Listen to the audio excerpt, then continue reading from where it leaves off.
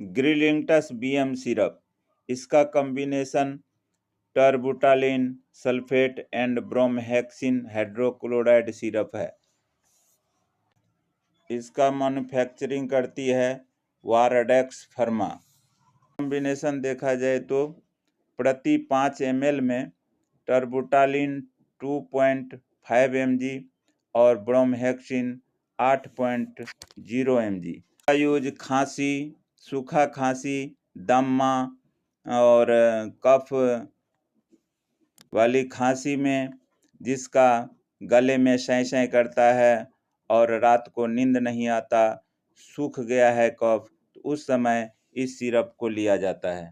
का डोज 5 से 10 ml दिन में 3 बार भोजन के बाद या भोजन से पहले भी ले सकते हैं।